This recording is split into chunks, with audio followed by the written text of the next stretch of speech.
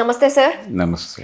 పవన్ కళ్యాణ్ గారు ఢిల్లీ వెళ్ళారు. అక్కడ ఒక ప్రెస్ మీట్ కాన్ఫరెన్స్ అనేది అరేంజ్ చేశారు. ఆయన ఏం మాట్లాడుతున్నారంటే జాతీయ సమగ్రత అలాగే దేశభక్తి జనసేనకు చాలా కీలకం కావాలని మాట్లాడుతున్నారు. యూత్ గురించి కూడా చాలా ఇంపార్టెన్స్ ఇస్తున్నారు. యూత్ పవర్ మాకు కావాలి, ఇంటిగ్రిటీ వి వాంట్ అని మాట్లాడుతున్నారు. ఈ మాటల వెనుక ఉన్న రీజన్స్ ఏమంటారు సార్? అంటే జాతీయ సమగ్రత గురించి ఆయన ఈ మధ్య కొంచెం ఎక్కువే మాట్లాడుతున్నాడమ్మా.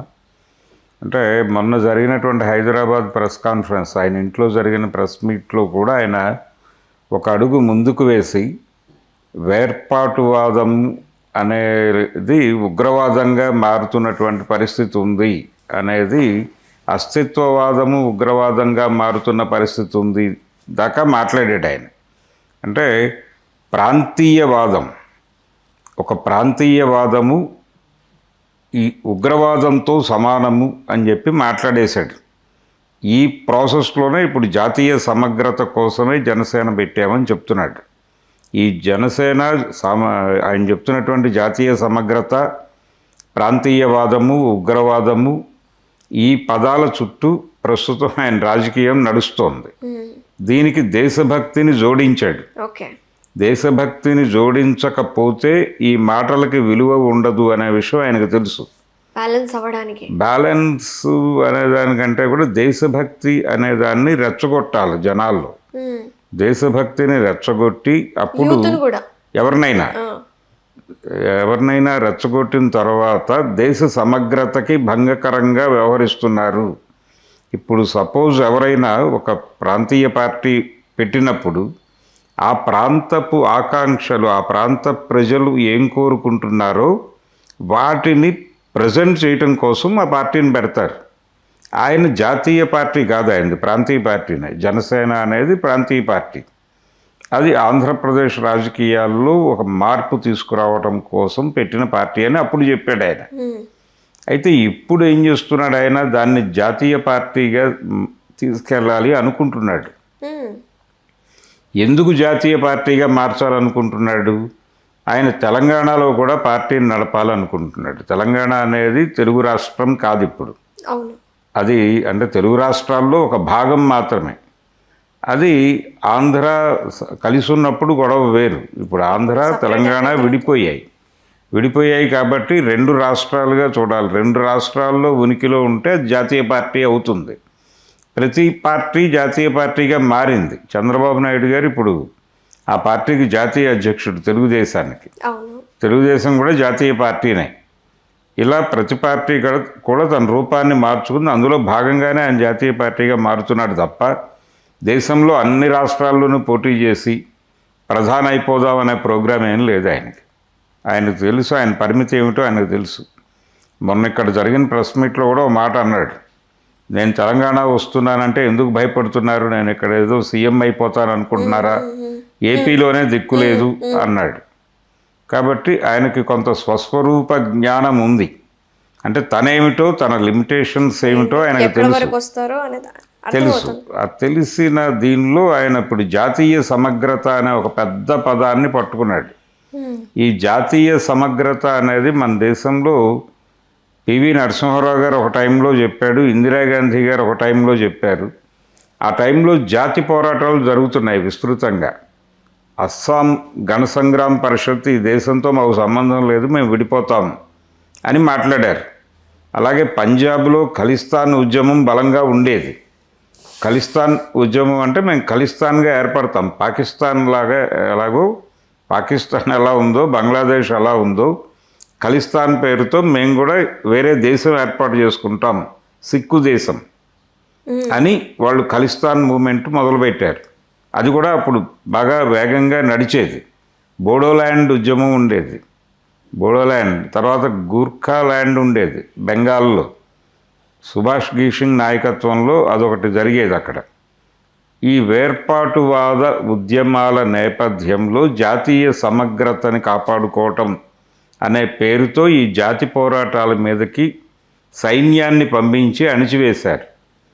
అలాగే శ్రీలంకలో తమిళులు ప్రత్యేక దేశం కోరుకుని ఆందోళన చేస్తుంటే అక్కడికి రాజీవ్ గాంధీ గారు సైన్యాలను పంపించి, ఇక్కడి నుంచి మనకు సంబంధం లేదు, అది వేరే దేశం, ఆ దేశంలో ఈ దేశానికి చెందిన వాళ్ళు ప్రత్యేక దేశం కోసం యుద్ధం చేస్తుంటే వాళ్ళ మీదకి ఈయన సైన్యాన్ని పంపించి ఇండియన్ పీస్ కీపింగ్ ఫోర్స్ అనే పేరుతో పంపించి అక్కడ దాడులు చేయించినందుకు ప్రతీకారంగా వాళ్ళు రాజీవ్ గాంధీని బెల్ట్ బాంబుతో మట్టుబెట్టారు. ఆ సీన్ చూసాం మనం. ఓకే. ఇందిరాగాంధీ ఖలిస్తాన్ ఉద్యమం మీద దాడి చేస్తూ భింద్రన్వాలేని చంపడం కోసం స్వర్ణ దేవాలయంలోకి సైనికుల్ని పంపించింది ఆవిడ. వాళ్ళు అలా బూట్లతోనే స్వర్ణ దేవాలయం అంతా తిరిగి కనిపించిన వాళ్ళల్లా కాల్చుకుంటూ వెళ్ళిపోయారు. భింద్రన్వాలేని కూడా కాల్చేశారు.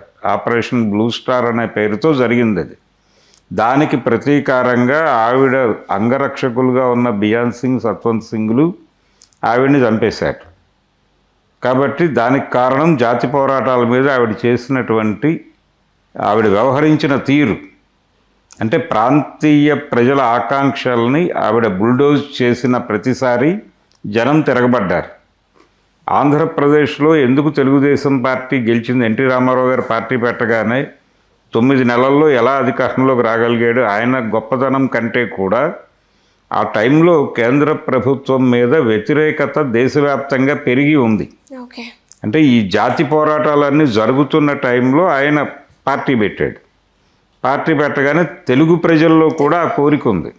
ఢిల్లీ మనని బుల్డోజ్ చేస్తోంది అనే ఫీలింగ్ ఉంది. ఇక్కడ ముఖ్యమంత్రులకి విలువ లేదు. రాజీవ్ గాంధీ గారు విమానాశ్రయంలో అంజయ్ గారిని అవమానించాడు. పైగా ఆయన అప్పుడు ప్రధాని కూడా కాదు. ఏమని అవమానించారు సార్? ఆఫ్టర్ ఆల్ సీఎం నువ్వేంటి అనే పద్ధతిలో ఆయనతో మాట్లాడి నేను చెప్తాను మీరు వినాలి, మీరు నా సేవకులు అన్న టోన్లో వ్యవహరించాడు ఆయన. ఓకే. ఎయిర్పోర్ట్లో జరిగింది ఆ సీన్.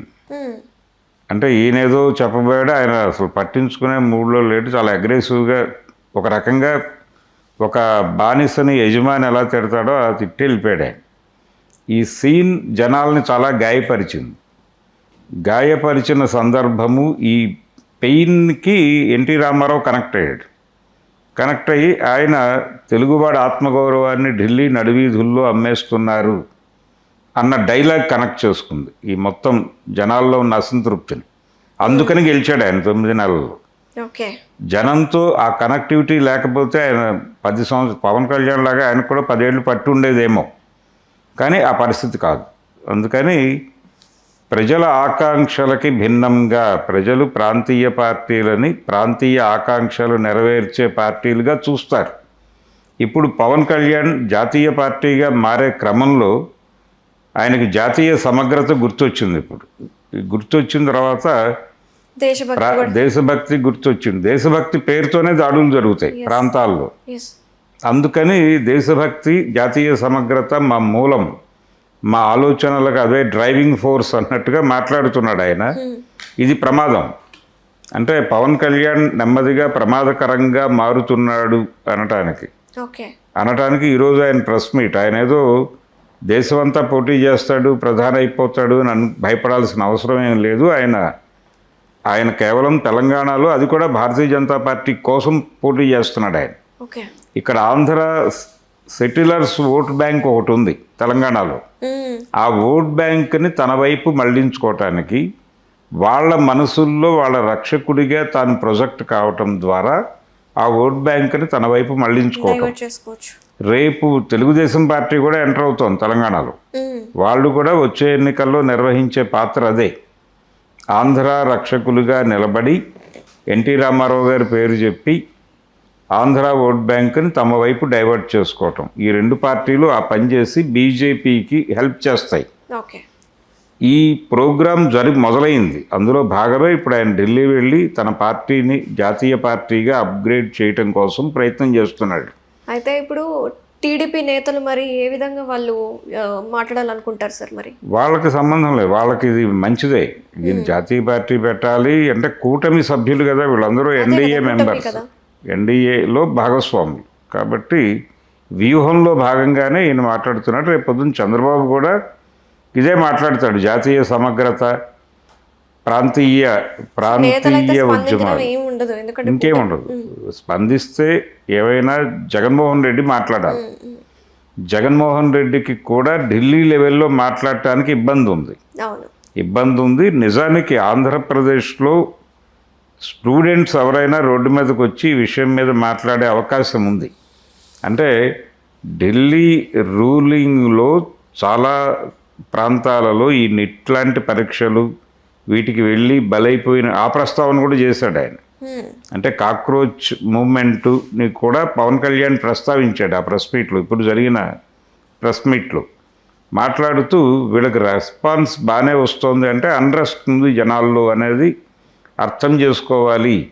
అంటే ఆయన ఏ యాంగిల్ తీసుకున్నాడంటే వాళ్ళు ఏ ఇతర పార్టీలకి వెళ్ళటం లేదు, కాంగ్రెస్ వైపు మరొక వైపు చూడటం లేదు, వీళ్ళ సొంత పార్టీ వాళ్ళే ఎదగాలని చూస్తున్నారు. కాబట్టి ఇదేదో బాగానే ఉంది అనుకుంటున్నారు. అంటే ఎవరైతే ఆ మూమెంట్ మొదలుపెట్టాడో అభిజిత్, అతనికి ఆప్తో సంబంధాలు ఉన్నాయి. ఆప్ ఆల్రెడీ బీజేపీ కంట్రోల్లో ఉంది, కాబట్టి ఇది రేపో ఎల్లుండో మన కాంపౌండ్కి వచ్చే పార్టీనే అన్నట్టుగా వ్యవహరిస్తున్నాడు ఆయన. ఓకే. సో ఈ మేరకు పవన్ కళ్యాణ్ పూర్తి స్పష్టతతోనే మాట్లాడాడు. కొంచెం ప్రమాదకరంగా మారుతున్నాడు ఆయన. ఆంధ్ర ప్రజల ఆకాంక్షలు నెరవేర్చటం అనే ప్రోగ్రాంలో లేడు ఇప్పుడు ఆయన. అదే మొన్న ఒక ప్రెస్ మీట్లో ఆయన మాట్లాడుతూ ఏమంటాడంటే, అంటే ప్రెస్ మీట్ కాదు, ఒక ఇంటర్వ్యూ, ఒక ఛానల్కి ఇచ్చిన ఇంటర్వ్యూలో ఆ యాంకర్ ఒక ప్రశ్న అడిగారు, జాతీయ మీడియాకి ఇచ్చిన ఇంటర్వ్యూలో. ఆయన ఏమడిగాడంటే, మీరు స్పెషల్ స్టేటస్ అని మాట్లాడుతూ ఉంటారు కదండి, ఇప్పుడు డబుల్ ఇంజిన్ సర్కార్ వచ్చింది కదా మీది, అది ఈజీగా మీరు ఒకసారి మోడీతో మాట్లాడితే పని అయిపోతుంది కదా అన్నాడు ఆయన. అంటే మోడీకి ఏం సంబంధం అన్నాడు ఈయన. మోడీ గారికి ఏం సంబంధం, ఆయన ఎందుకు ఇవ్వాలి, కాంగ్రెస్ వాళ్ళు కదా రాష్ట్రాన్ని చీల్చింది, కాబట్టి భవిష్యత్తులో వాళ్ళ అధికారంలోకి వస్తే అప్పుడు వాళ్ళు ఇచ్చుకుంటారు, మాకు సంబంధం లేదు, స్పెషల్ స్టేటస్కి నరేంద్ర మోడీకి ఏ సంబంధము లేదు. ఇలా ఆయన పవన్ కళ్యాణ్ గారు జాతీయ పార్టీ పెట్టడంతో పాటు తన పార్టీ ప్రారంభించి 12 ఏళ్ళు అయింది.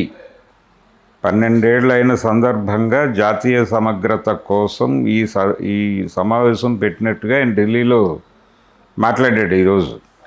అంటే ఇప్పుడు ఆయనకి ఆంధ్ర ప్రాంతపు సమస్యలు మాత్రమే కాదు, జాతీయ ప్రయోజనాలు ముఖ్యం. ఇప్పుడు జాతీయ ప్రయోజనాల కోసం ప్రాంతీయ ప్రయోజనాలని బలిపెడితే ఆయన మాట్లాడు అనేది అర్థం చేయిస్తున్నాడు ఇప్పుడు నెమ్మదిగా ఆయన. కాబట్టి ప్రతి ఒక్కరు అంటే ఇప్పుడు విడిగా ఆయన ఏదో ప్రాంతీయ పార్టీ జాతీయ పార్టీ అనే గొడవ లేదు. నిజానికి ఆయన ఎన్డీఏతో ట్రావెల్ అవుతున్నాడు. అంటే జాతీయ పార్టీతో అనుసంధానంలో ఉన్నాడు ఆయన. ఏది భారతీయ జనతా పార్టీతో అనుసంధానంలో ఉన్నాడు ఆయన. భారతీయ జనతా పార్టీ అభిప్రాయాలే మాట్లాడతాడు పవన్ కళ్యాణ్. కొత్త అభిప్రాయాలు ఆయనంతటా ఆయన సొంత అభిప్రాయాలు మాట్లాడు. పైగా ఆయన ఇంకొక మాట మాట్లాడాడు ఈరోజు. ఏమంటాడంటే, చాలామంది ఢిల్లీ మెడలు ఉంచేస్తామని మాట్లాడుతున్నారు, వాళ్ళకి ఢిల్లీ వస్తే గొంతు పెగలదు అని కూడా చెప్పాడు. అంటే నాకు పెగులుతోంది అని ఆయన చెప్పదలుచుకున్నాడు. కాబట్టి నేను నిర్భయంగా మాట్లాడుతున్నాను అని చెప్తున్నాడు. అందులో భాగంగానే ఆయన కాక్రోచ్ మూమెంట్ గురించి కూడా మాట్లాడాడు. కాక్రోచ్ గురించి ఆయన ప్రస్తావించటం ప్రత్యేకంగా ఒక డౌట్ రైజ్ అవుతోంది. అంటే నిన్న హైదరాబాద్లో జరిగిన కాక్రోచ్ మీటింగ్లో కూడా భారత్ మాతాకి జై అన్నారు. అది కొంత మేరకు సరే అనుకున్నా కానీ జై శ్రీరామ్ నినాదాలు కూడా ఇచ్చారు ఒకళ్ళిద్దరు వచ్చి. అంటే ఎక్కడో వాళ్ళు ఇన్వాల్వ్ అవుతున్నారు అనే డౌట్ వచ్చింది ఈ మూమెంట్లోకి. ఏబీవీపీ ఎలిమెంట్స్ కావచ్చు, లేకపోతే హిందుత్వ ఎలిమెంట్స్ దీనిలోకి ఎంటర్ అవుతున్నారు అనేది అర్థమవుతోంది. అది ఈరోజు పవన్ కళ్యాణ్ ప్రత్యేకంగా ప్రస్తావించేసరికి దాని ఇంటిగ్రిటీ ఏమిటి అనేది ఒక డౌట్. కానీ ఏ డౌట్ ఉన్నప్పటికీ పవన్ కళ్యాణ్ మాట్లాడినా ఇంకొకళ్ళు మాట్లాడినా జనం అయితే రోడ్డు మీదకి వస్తున్నారు. యూత్ రోడ్డు మీదకి వస్తుంది, వాళ్ళకు ఉద్యోగాలు లేవు అనే పెయిన్ వాళ్ళు ఫీల్ అవుతున్నారు. అంటే కార్పొరేట్ విద్యా విధానం వచ్చిన తర్వాత మా రోజుల్లో వేరు. మా రోజుల్లో ఏది జరిగినా అంటే గవర్నమెంట్ స్కూల్స్ గవర్నమెంట్ కాలేజీల్లో చదువుకునే పిల్లలు యాక్టివ్గా ఉండేవాళ్ళు. పొలిటికల్ ఏరియాలో కూడా పాల ధరలు పెరిగినా రోడ్ల మీదకి వచ్చి ధర్నాలు చేసిన చరిత్ర ఉంది. కానీ కార్పొరేట్ స్కూళ్ళు కార్పొరేట్ కాలేజీలు వచ్చిన తర్వాత వీళ్ళు కోళ్ల ఫారంలో కోళ్ళులాగా తయారయ్యారు విద్యార్థులు అనేది ఒక ఫీలింగ్ ఉంది మాలాంటి వాళ్ళకి. కానీ ఇప్పుడు ఆ కార్పొరేట్ స్కూళ్ళల్లోనూ కార్పొరేట్ కాలేజీల్లోనూ చదువుకున్న పిల్లలే రోడ్ల మీదకి వస్తున్నారు. రోడ్ల మీదకి వస్తున్నారంటే పెయిన్ ఆ స్థాయి దాకా వెళ్ళింది, ఆ స్థాయి వాళ్ళని కూడా కదిలించింది. ఓకే. కాబట్టి ఇది పాజిటివే, ఇది పాజిటివ్ సైనే. డెఫినెట్గా వాళ్ళని అలా వదిలిపెట్టేయకూడదు. వాళ్ళు ఏదో జై శ్రీరామ్ అన్నారనో లేకపోతే భారత్ మాతాకి జై అన్నారనో వదిలిపెట్టకుండా వాళ్ళతో ట్రావెల్ అవ్వాలి. ట్రావెల్ అయ్యి నెమ్మదిగా వాళ్ళకి యాక్చువల్ సీన్ ఏమిటి అనేది. ఈ రోజున భారతదేశంలో నిరుద్యోగం కేవలం భారతదేశానికి పరిమితమై లేదు, అవును, ఇంటర్నేషనల్గా ఉన్నటువంటి ఒక క్రైసిస్ ఉంది. అవును సార్, అవును. ఈ క్రైసిస్లో భాగంగానే భారతదేశంలో నిరుద్యోగం ఉంది. దీన్ని ఆ యాంగిల్లో చూడాలి. అంటే మనం ఒకప్పుడు భారతదేశ పరిస్థితి బాలేదు అని చెప్పి మార్కెట్కి ఓపెన్ అయ్యాం, మార్కెట్ ఎకానమీకి ఓపెన్ అయ్యాం. లిబరలైజ్డ్ ఎకానమీ అనే పేరుతో మనం అప్పటి వరకు మూసున్నటువంటి లైసెన్స్ రాజు మూసేసి వరల్డ్ మార్కెట్కి ఓపెన్ చేశారు. వరల్డ్ బ్యాంక్ రాజకీయాలకు ఓపెన్ చేశారు ఒక రకంగా. చేసిన తర్వాత ఇప్పుడు మళ్ళీ అదే క్రైసిస్ వచ్చింది. అంటే కరెక్షన్ ప్రోగ్రామ్ ఏదో జరగాలి. ఈ కరెక్షన్ ప్రోగ్రామ్ గురించిన డిస్కషన్ ఈ బయటకు వచ్చిన స్టూడెంట్స్ దగ్గర పెట్టాలి. పెట్టి వాళ్ళ దగ్గర నుంచి ఒక ఒపీనియన్ వచ్చేలాగా గైడ్ చేసి వాళ్ళని నడిపించే వాళ్ళు కావాలి. అందుకని అక్కడ ఢిల్లీలో జరిగిన కాక్రోచ్ కార్యక్రమంలోనూ హైదరాబాద్లో జరిగిన కాక్రోచ్ కార్యక్రమంలో లెఫ్ట్ వింగ్ చాలా యాక్టివ్, అంటే లెఫ్ట్ పార్టీలకు చెందిన స్టూడెంట్ యూనియన్స్ అవి కొంచెం క్రియాశీలకంగా కనిపించినాయి. దాంతో పాటు వీళ్ళు కూడా పాల్గొన్నారు, ఏబీవీపీ ఎలిమెంట్స్ కూడా వచ్చాయి, ఇక్కడికి వచ్చాయి. వాళ్ళు వాళ్ళ వైపు డ్రైవ్ చేసుకునే ప్రయత్నం కూడా చేశారు. అక్కడ సన్నివేశాన్ని వాళ్ళకు అనుకూలంగా మార్చుకోవటానికి ఒక ప్రయత్నం అయితే చేశారు. కానీ వీళ్ళు అలా ఆ మూడ్లో లేరు స్టూడెంట్స్. అది అర్థమైంది. అంటే వాళ్ళు భారత మాతాకి జై అనగానే వీళ్ళు జై తెలంగాణ అన్నారు కుర్రాళ్ళు. అది రిప్లై, ప్రాపర్ రిప్లై ఇచ్చారు వీళ్ళు. కాబట్టి మూమెంట్ బాగానే ఉంది, పిల్లలు బాగానే ఆలోచిస్తున్నారు, రైట్ రూట్లో ఉన్నారు. వీళ్ళని ఎలా హ్యాండిల్ చేయాలి అనేది ఇప్పుడు వివిధ విద్యార్థి సంఘాలు, రాజకీయ పార్టీలు ఆలోచించుకోవాలి, ఎవరి వ్యూహం వారిది. పవన్ కళ్యాణ్ గారి మాటలు చూస్తే ఇది కొంత బీజేపీ తనకు అనుకూలంగా మలుచుకునే ప్రయత్నం ఏదో చేస్తోంది. అందుకనే ఆయన దాన్ని ఓపెన్ చేశాడు. అక్కడ ఓపెన్ చేసి మాట్లాడటం వెనక ఉద్దేశం అదే. కాబట్టి ఇప్పుడు ఈ జాతీయ సమగ్రత, దేశభక్తి, ఈ ఎలిమెంట్స్ని వాళ్ళలో కూడా ప్రవేశపెట్టాలని నేను అనుకుంటున్నాడు పవన్ కళ్యాణ్. ఈ ప్రోగ్రాంలో భాగంగానే అంత ఈజీ కాదు, అంత ఈజీ కాదు. పవన్ కళ్యాణ్ గారు అనుకుంటున్నట్టుగా ప్రపంచం లేదు. ఆయన తన పర్సనల్ ఎజెండాలో భాగంగానే ఇవన్నీ మాట్లాడుతున్నాడు. ఆయన బీజేపీని వచ్చే ఎన్నికల్లో, అంటే తెలంగాణలో జరగబోయే వచ్చే పార్లమెంట్ ఎలక్షన్ కాదు, అసెంబ్లీ ఎలక్షన్స్లో ఇక్కడ బీజేపీని అధికారంలోకి తీసుకురావాలి, కాంగ్రెస్ పార్టీని పక్కకి నెట్టి. అది ప్రోగ్రాం. అది ఆల్రెడీ నరేంద్ర మోడీ గారు మనం చెప్పెళ్ళాడు. వచ్చే ఎన్నికల్లో నేను ఇక్కడ కాషాయ ప్రభుత్వంతో ప్రమాణ స్వీకారం చేయించాలి అని అన్నాడు. ఆయన అన్న మర్నాటి నుంచే ఈ ప్రోగ్రాం మొదలైపోయింది. పవన్ కళ్యాణ్ హడావిడి, ఆయన రావటము, ఎన్టీ రామారావు గారి విగ్రహ ప్రతిష్టాపన, ఇవన్నీ వరుసగా జరిగిపోయినాయి ఈ సీన్స్ అన్నీ.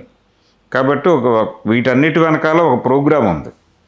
ఆ programme Bharatiya Janata party design చేసింది. ఆ డిజైన్ చేసిన ప్రోగ్రాంలో భాగమే ఇప్పుడు పవన్ కళ్యాణ్ గారి ఢిల్లీ ప్రెస్ మీటు, ఈ జాతీయ సమగ్రత, దేశభక్తి, ఈ గొడవంతా అందులో భాగంగానే. ఆయన భారతీయ జనతా పార్టీ భక్తి, భారతీయ జనతా పార్టీ సమగ్రత కోరుకుంటున్నాడు, దేశ సమగ్రత కాదు. థ్యాంక్ యూ సార్, చాలా డీప్ అనాలిసిస్, డీప్ క్లారిటీ ఇచ్చారు. Thank you. హలో, తెలుగు రాజ్యం ఛానల్ చూస్తున్నారా? సామాజిక, రాజకీయ, జీవన చిత్రణే తెలుగు రాజ్యం. అతిశయోక్తులు, అసత్యాలు ఉండవు. రాజకీయ కోణం కాదు, ప్రజా కోణమే కొలబద్ద. తెలుగు రాజ్యం వీక్షణ మీ ఉత్తమ అభిరుచికి నిదర్శనం.